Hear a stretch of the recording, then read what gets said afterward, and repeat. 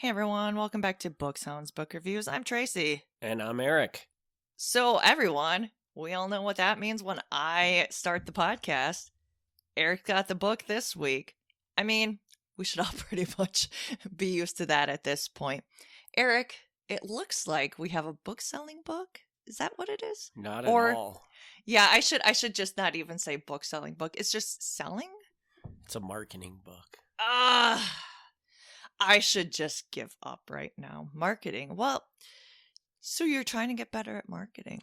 Well, so I don't think I would normally. Well, let me start with saying the book that we're reviewing today, before we get into it, is called Sell Like Crazy. And I'm going to murder the author's name, and I apologize. Yeah, that is a tough name. I'm going to go with that it's Sabri Subi. Yeah, that, which is probably way off, but so everybody is probably thinking the same thing I thought of when I picked up this book to read it is, who the heck is this person? So believe it or not, this is a marketing book, and this book is actually written by the #1 digital marketer in Australia. Ironically. No way. Yeah. Okay. So just kind of so now you know who the #1 digital marketer in Australia is. Well, that seems like it would be a really good book to read then if you want to learn marketing. Right. And which I know you've wanted to learn for quite some time. Well, I consider marketing to be my kryptonite.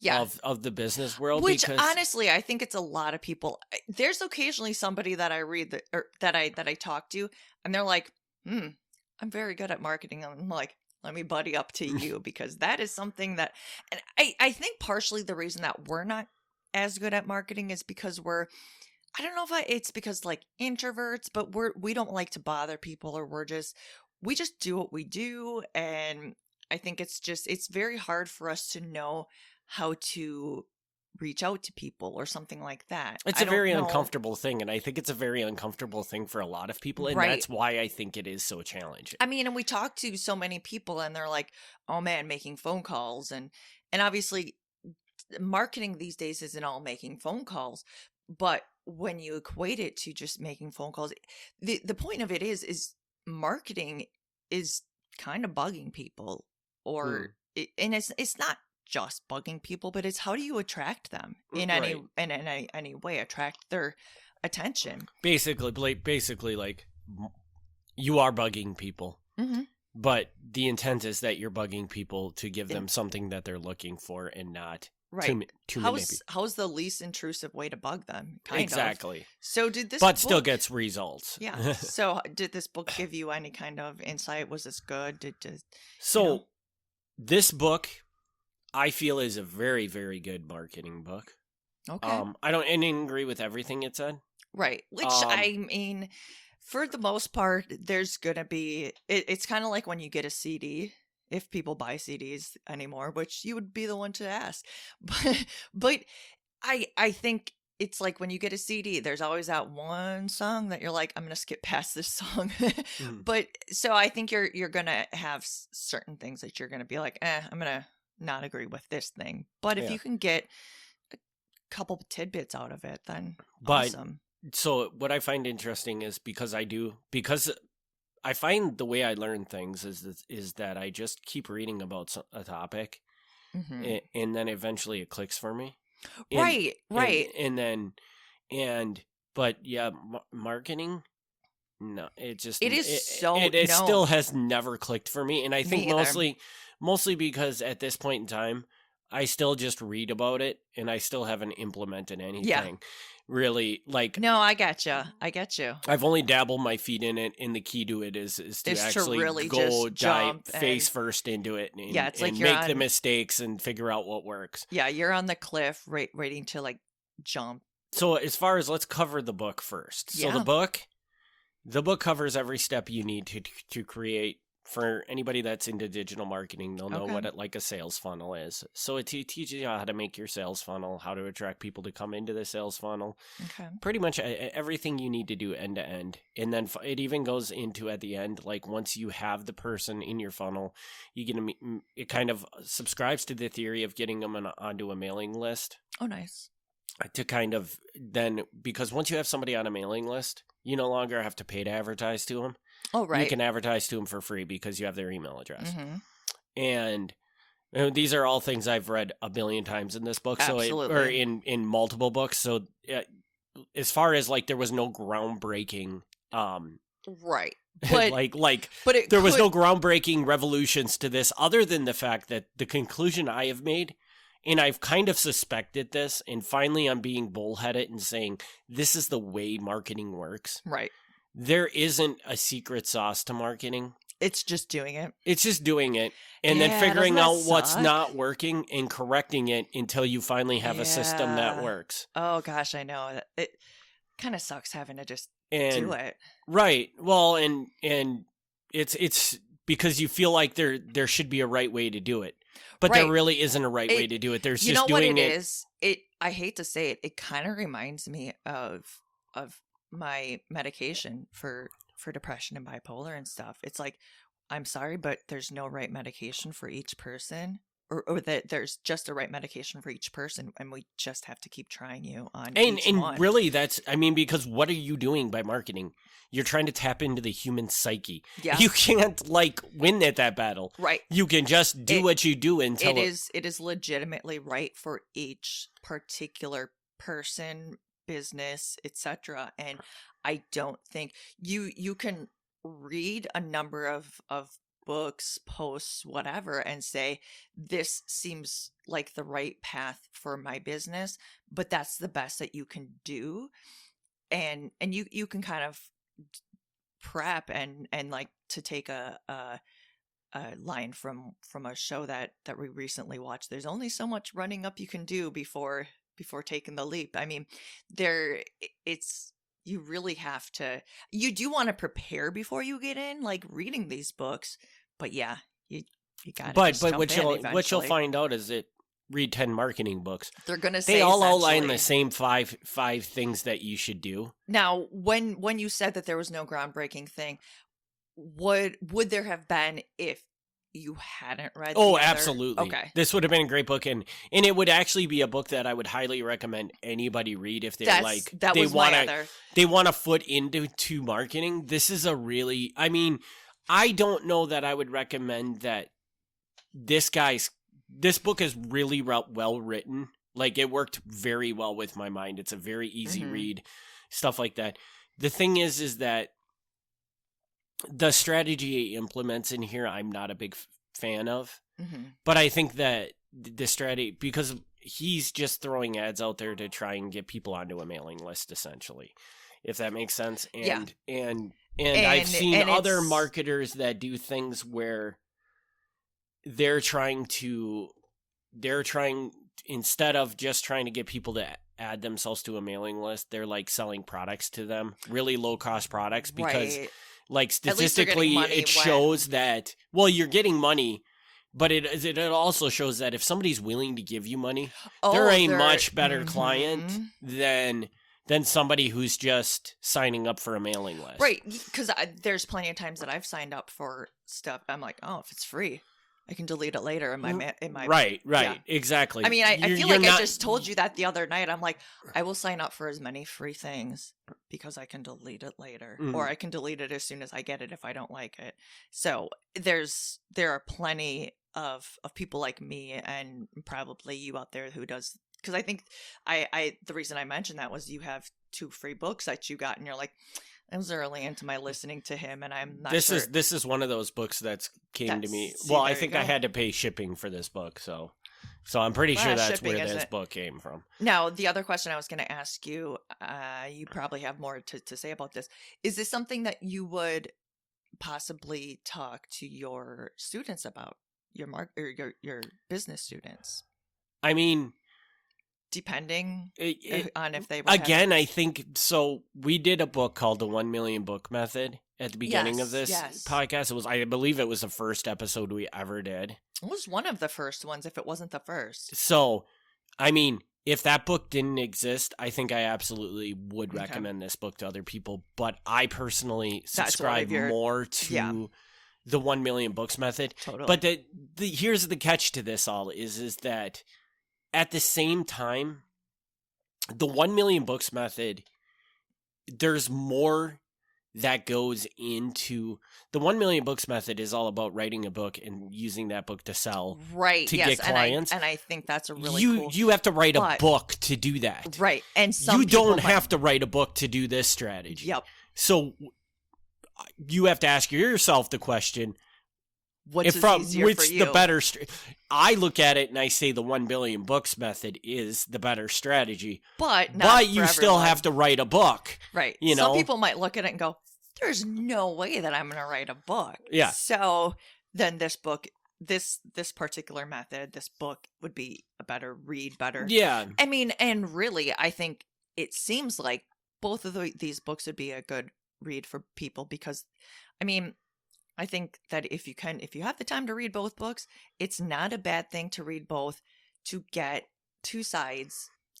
And the other part I would say about it too, and this kind of came from reading this book that I came to this conclusion, is I kind of feel like, so I've come to the very conclusion, if people remember back, we did a book about NLP a long time ago, and they talked about a method of NLP called modeling. Yep. And modeling I feel is like basically... we talk about that enough on here in our other podcast. Yeah.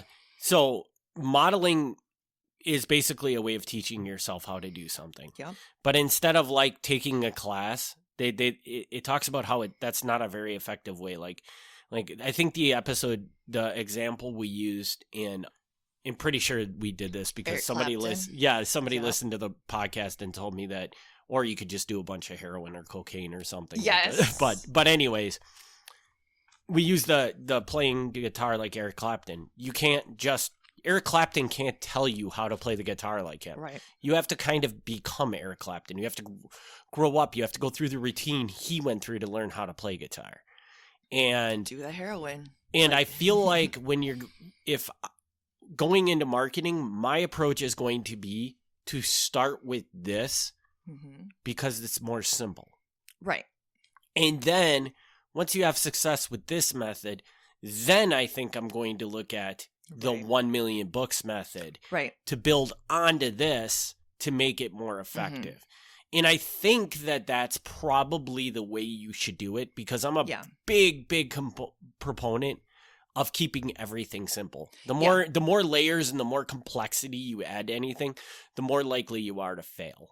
And I think that this book's method is a very straightforward, simple, get yourself up and running with marketing out the door. Yeah. And keep in mind that this is the method that this guy uses in his business, and he is the largest digital marketer in all of Australia. And so I mean, I'm not saying that this method doesn't work like gangbusters, because it probably does. Right. I mean, and obviously just because he's the largest digital marketer doesn't mean that you're going to be as successful or even successful. But the point is that the strategy works. Right. And the other thing that's really neat about this book, which is the other part that kind of clicked with me, is that, and I think I alluded to this before, he doesn't let anything, like there's nothing I read in this that is like, oh, that's brilliant. Okay. You know, it's all the same stuff I've heard before. It makes sense. It's just like you said, there's no secret sauce. It's just plain old. He just writes it out there. Right. And this reiterates kind of a belief I have. So I look at my business and most people are like, I don't know how you could ever do that, blah, blah, blah, blah, blah, blah. And I'm like, it is so stupid simple. Right. Isn't that funny? But I think that that's the way everything is. Like to Sabri Subi or whatever this guy's name is, he doesn't understand why everybody can't just market themselves because it's so easy to do. Right. But I think it's with so much in life, you just have to take the steps, the practice to get there. And it's like when I'm saying this because I just did yoga this morning. When I do yoga, it's so stupid simple. Most of the moves, not all the moves, because I don't do all the moves all the time, but the moves that I do all the time, to me, are so stupid simple to me at this point because I've practiced them. I've done them so many times to this point. But to you, who's only done them a handful of times, when you do them to me, you're like, oh man, I said, just practice, you'll get them. Mm-hmm. And I think that's what everything is. Marketing, business, everything day to day is so stupid simple if you do it. Right. I don't know if I've ever said this on any of our podcasts, but I have this belief that anything you want to do in your life, you can get 80% there on your own. Mm-hmm. Yeah. And when you say let's just use the example that I'm a business owner and I want to bring in a I'm going to bring in a digital marketing expert. A digital marketing expert focuses 100% because that first 80% is pretty basic to do and anybody can do it. Right. So the digital marketer becomes obsessed with that extra 20%. Right. And I think that's the way everything works. I absolutely think so. Everything up to a certain point is very easy to do. And then you have to bring in experts to get to the next level. Absolutely. And what you have to think about is if you can get 80% there on your own, do you need the expert? Right. And it depends on how good you want to be. Like going back to my yoga again, I've done yoga and I know I want to get better at my downward dog. I've gotten a little bit better before. I've had somebody, show me like, oh, you just got to lift your hips, whatever. I wouldn't mind going to somebody before kind of like just being like, oh, it's like just kind of a joke. I've had somebody like lift my hips and be like, oh, it's like a monkey tail. I would love to have somebody do that to me. But you know what? Just practicing daily on my own, knowing like, hey, I'm feeling good. 80% at this point is fine for me. 90% would be better. 80% is good. And that's actually a great point to put there. Like you could have a, one-on-one yoga instructor that you go to every day or something like that. And yeah, you would probably get better at yoga. Right. But at the same time, do you really need that? Or is that 80% that you're getting there on your own fine enough? Right. And that's something that is really kind of reflected in my life. And I think about that on a lot of different bases. And that's kind of what this book has shown me is that, and I figured this out across many things already, but I've decided that I need to pick. So I do have a little part of my business that I want to start getting some marketing out there for and stuff like that. And this book made me realize that what I need to do is just pony up, pick the simplest method to get started. Yep. And exactly get that implemented. Once I have that system implemented, just keep building onto it. Yep. Because, you look at like a great example I always use is like the Google search engine. Yeah. When you search in Google, I mean, cripes. At this point, they have AI results, they have ads, they have oh my gosh, they have local results, they have like just gobs and gobs of information all over there. Depending on what I'm looking for, sometimes I just look at the AI results and I'm like, perfect, you gave me what I wanted. Yes, right. And that just cuts down my time of searching, and it's great. That's what's terrifying about AI because they could put Google out of business. But then, of course, I take it a step further other times, and that's where you go 80 or 90%. So, but yeah, so I mean, like the Google search engine, it's got all this stuff in it, but when you look at it, when they didn't come out and they say we're going to build a search engine and they put all of those components into it in one shot. No, they didn't. The very first Google search engine was really, really basic, and they just kept adding and adding and adding on top of it. And I think that's what you really need to do with pretty much everything in your life, and that's what I try to do, really. And I think to kind of go back to like the 80, 90, whatever, is you need to choose with your business, with your life, with everything, say, look, is there something that I want to go 90% higher with? And maybe I can bring in somebody to teach me or specialize, whatever, because, hey, maybe I do want to go. Maybe I want to call in a specialist to teach me yoga, teach me marketing once a week, and we'll go a little bit higher on that. Or maybe I want somebody to teach me something else. I don't know. But the point is that you can go a little bit higher in these areas of your business or your life. But I don't think you can do you can't go 90% or 100% in all your life because you're going to get burned out. Right. And I also think like a lot of times is that for instance, I've never done yoga, you want to get into yoga. Mm-hmm. I don't know that I think that the solution to that problem is just to go out and hire a yoga teacher immediately. No. Go out on it on your own and learn what you can learn on your own. I mean, there's plenty of resources to do that because it's going to make you more into it if you learn it on your own than if somebody just teaches you. And it's so true, especially if you get to do it at home with their cats, because that is entertaining in itself, let me tell you. So, and that's why I actually really enjoy doing it at home too. So it really is, you kind of get to look at all the different sides of doing it, either 80% or so it's kind of interesting in that sense. So I guess the big thing I took from this book is that hopefully this is the year where I'm going to get off my butt and finally really start marketing this wholesale side of my business, which we won't even get into what that is, but I mean, and this is going to be the framework that I'm going to start with is just basically trying to get some basic attractive ads up to start marketing this and get people onto a mailing list. Well, I'll make sure to put this book somewhere on your desk so that we can, I won't frame it, but we'll put it somewhere center on your desk so that we can remind you that this is what you're doing in the new year. And I do think that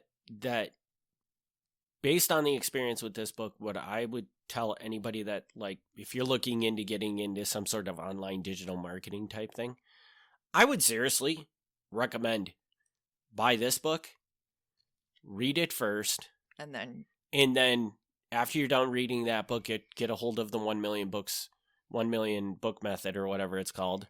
First episode we ever did of this podcast, if you're interested in that one, and read that one after this. And I think that's a pretty good arsenal of marketing. And in truth, I don't know that you even need to read this book. Right. Because the 1 million books, like I said, I mean, I've read a lot of marketing books, but the 1 million books method is like by far the one that sticks out the most to me that I've ever read. Right. And like I said, to me, this book was regurgitation, but I did take a lot from it too. So I wouldn't discount it as not worth reading.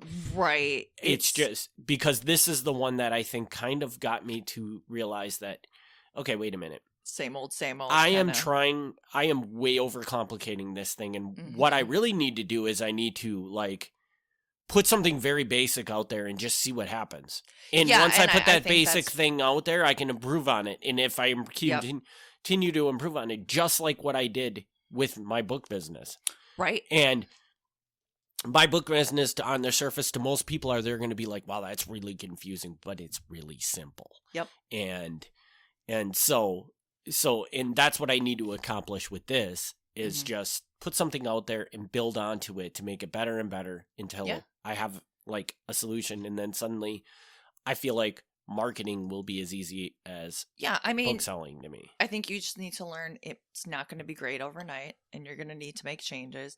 Kind of goes back to we just finished up a series about what's called In the Game, I believe, about Madden, the football game, and like the one that you play on the Xbox. Yeah, I was like, what one was it? And I mean, they had a lot of setbacks. So if you have a setback, that's nothing. They're a pretty big company. Right. And when you look at like Madden is another great example where that game is extremely complex at this point in time. Yes. But it was not when it first came out in 1990, 88 or 89 or whatever they little did. Fuzzy characters, and now they're scanning in the people.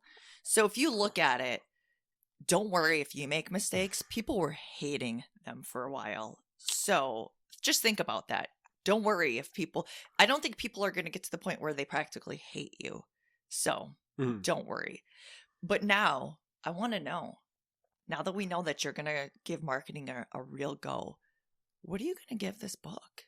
I mean, I think this book could go as high as like a 4.75 to the right person. I'm going to give it a 4.2. I'm going to give it a 4.0 because I'm pretty sure I gave a 4.25 to the 1 million book method, which I do think, I mean, that book really resonated with me when I read it. Right. And so maybe this book would have done the same thing had I not read the 1 million book method. It's so hard, I know. But with the right person, I totally get you. But yeah, I do think that this book could be huge to somebody who's looking at getting into marketing. Mm-hmm. And I don't know if it's something the author said in this book that made me have kind of this realization, so I can't really say like you'll get the same thing I did out of the book, right? Or if it just that you just realize like, oh, everything's the same, and I just need to get off my butt. Or, yeah. You know, because I guess I've always thought like there's some secret sauce to this that everybody know, the people that are having success know. And if you're realizing, okay, so this top person is legit just going out there and hitting the pavement, then I've got to do that too. And what you'll look at is when you talk about, I mean, I've read a lot of books, I've watched videos, I've done all this stuff on marketing, and when people talk about marketing, there's never like down in the weeds type stuff that they tell people to do.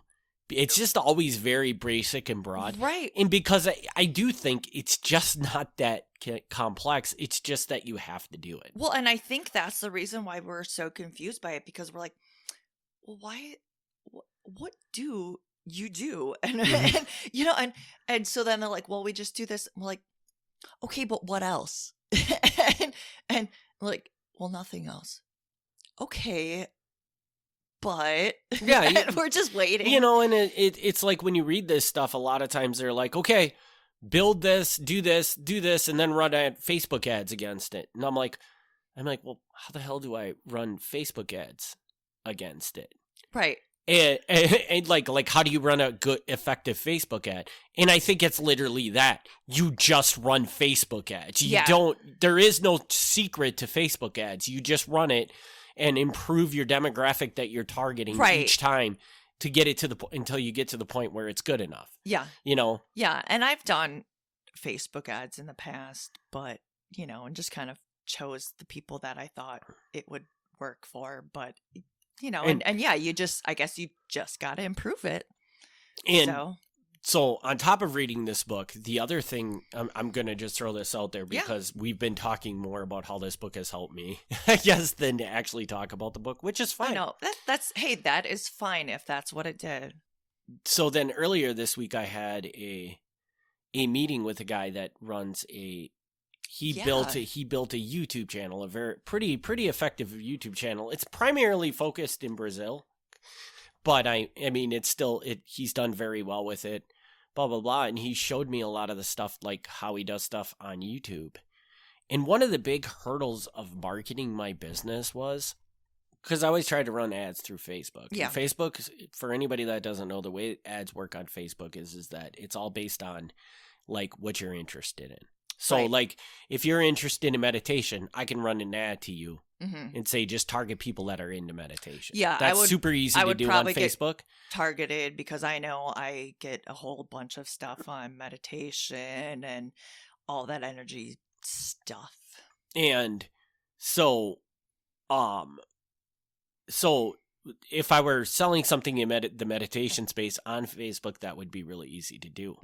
Because book selling is such a niche market. Yeah. I can't just go in and tell Facebook to advertise to people that are into Amazon book selling. Right. Because it's not an option. It's not a demographic interest that Facebook provides in their ad platform. Yeah. Because it's so small. But what this guy showed me is that, so on YouTube, and this makes like 150%, I never even thought about it, but it makes complete sense that you would be able to do this. On Facebook, or on YouTube, you can advertise to a specific channel. So you can set up an ad and say, run it only against videos on this person's channel. And Facebook or YouTube will allow you to do that, which makes sense. because that's a very television thing to do. I was like gonna certain say, people that will seems- only yeah. advertise on certain TV shows or certain networks. because blah, blah, blah. I know, like, when I'm watching Food Network and stuff, I see the same commercials over and over and over again. So this eliminates this challenge I've had of how do I find booksellers, because there are a couple influencers on YouTube that are huge in the Amazon bookselling space. So now I'm just going, I'll be able to, I just have to create some advertisements. Oh my gosh. Put them up to YouTube and advertise them against those people's channels. And now I know I'm reaching all booksellers. Well, that's a huge step for you. Yeah. I'm excited for that. So I don't know. You can be the judge, but maybe that's even the bigger epiphany. That's than this book was. So well, I mean, I think you got 2 epiphanies in a week, or so roughly. So that's huge. I'm excited already. So I think I guess we'll just say New Year is shaping up to be pretty nice. Eric. Well, we'll see. Well, I will say that, yeah. It's looking like it could be bright. And the whole part of this is that Eric's ADHD needs to not stop him from actually doing this. And I know. He just We've needs got to do it. Maybe I'll put something on my to-do list to check in with you. I think I've got to do that, because I think we've got to do a few more check-ins with each other. But yeah, I'm very excited, because I know when you were reading this one, I know sometimes books like this can be very hit or miss. So when you were reading this one, I was like, is this going to be a review book or a throw book? So I was actually very excited to hear that it at least brought something out, even though it was a lot of regurgitated stuff, which, again, if we read books that are of like stuff, again, I'm reading a lot of meditation, chakra, etc., etc. So we're going to get a lot of overlap. But when you read overlap type of books, you're going to get a lot of regurgitated, but I'm glad that you at least got something out of it. And I will say, I don't know if I said this about this book, but it is very well, like, it's very written very basically. So it's just a really, really soothing, easy read. Oh, I love that. Because my last book was not easy. So it's sort of like when you get an easy read, you're like, oh, yes. Yeah, it was just kind of like the chapters just kind of fell through, because I could just burn through it, because it just, the way it was written, it just really worked with my brain. The one that I just started seems like it's going to be easy, so I'm kind of crossing fingers. So hopefully. So yeah. But so yeah, that is Sell Like Crazy. And we're just going to leave the Sabri Subi. And I again apologize to him for murdering his name, because it's probably murdered. You know, we're American. We don't know. So you'll probably murder our names. So we'll just call it even. Yeah. But do you have anything else that you would like to add to that? No, man. Other than I gotta start building some ads and get to work on this crap. But well, I am seriously excited. Yeah, I'm hoping to get videos ready by the end of the year. Yeah. But then I'm gonna have to, before I start running ads, I'm gonna have to do some tweaking on mailing list stuff and stuff like that. I know, there's so much involved, and that's why we say you can only choose so many things to go full on in, at least at one time. So, but yeah, I think it's going to be really cool, and you'll have to keep us updated on how this goes. So. Will do, Skipperoo. But with that, we'll be back in hopefully 2 weeks with another read. But it's we'll get it's there. all dependent. I'll probably have my next book done. I might. We'll see. So. But we'll talk with you guys later. Thank you.